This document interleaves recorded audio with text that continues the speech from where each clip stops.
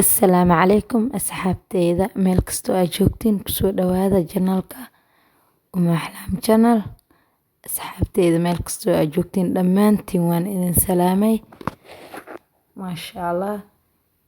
Waa kana halkan waxaan yaalo 1 litir oo caano geel oo suusac ah.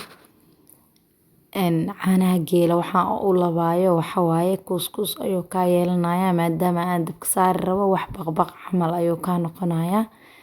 Caanihi waxaa halkan kale ku haystaan waa idil wadaagi doona wixii aan ku dari doono insha Allah.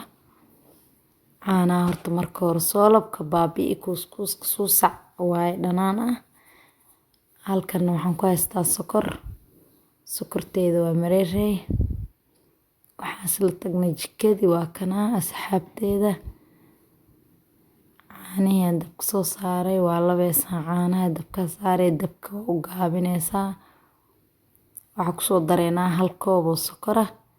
Laakiin ani gadaal waxaan uga dari doonaa 3 qaado maadaama caanihiga 1 litir uu yahay.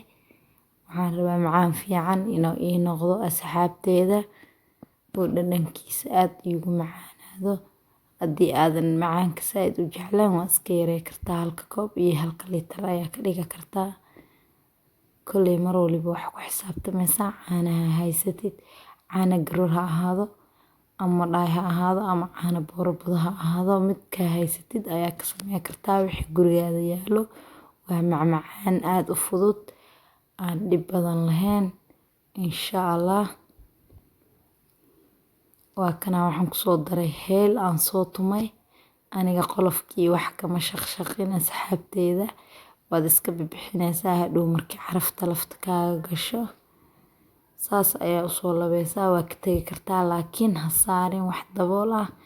Dabka ayuu kaaga burinayaa asxaabteyda. Ha u dhaweynin dabool. Waa kana sidaan ayuu ku soo baxay markii uu soo gursaday. Weli muusa bislaanin waxaa u dhiman caano baraawaheena. Koley aan caano baraawa u aqaana. Wixii aad u taqaaniin qaybta commentiga ku soo qoro qofba waxa uu aqooni kartaa. Laakiin aniga waxaan u aqaanaa caano baraawe. Waa kana marka saas isku raaco oo aad aragtid weelkaad ku karinaysid salkiisa wuu bislaaday wuu dhow yahay. Waad inaad saxanka sii diyaarsataa aad saliid la soo marisaa burushka ama subag wixii markaas ku yaalo. 1 qaado waxaa ku soo dareysaa subag haddaa buluug baan haysatid haddaa subag la'aad haysatid. Haddii aad haysatid saliid iyo waxa haysatid waxay ka caawi doonaan dhadhalaalka. Markaa kuskusaysidna gacanta kaagama dhagi doono insha Allah asxaabteyda. Wax yar oo saliid ayaa ku soo shubanaysaa weel. Saxan yarna waxaa soo marsanaysaa subagaada. Waa soo kuskusaysaa. Sidoo ku soo baxa markaas ayaa asxaabteyda arki doontiin. Waa kana wax yar ayaa u dhiman. Lab yoona kaaga dhagin digsiga. Labitaanka u badi markii laga tagayo ma ahan. Waa kana saxankii aan soo diyaarsaday. Saas ayaa u soo gidinaysaa saliid ayaa marsan waxba kuma dhagi doono ama subag. Wixii aan markaas haysid ayaa soo marinaysaa. Waxaa u sugi doontaa 10 daqiiqo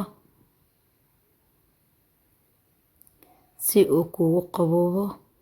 Ka bacdi waa soo kuskusanaysaa waxaad sida rabtid ayaa ka soo dhiganaysaa. Waa kana asxaabteyda sidaan quruxda badan ayuu ku soo baxay. Inaba caadi ma ahan. Lagama sheekay karo dhadhankiisa. Waa iska dareemi kartiin. Wixii aragga ka deeqo ayaa uurkana ka deeqo. Asxaabteyda waa kana haleela arko haleela cuno. Maasha Allah. Ilaahay naga dhigo kuwa caafimaad ku cuno insha Allah.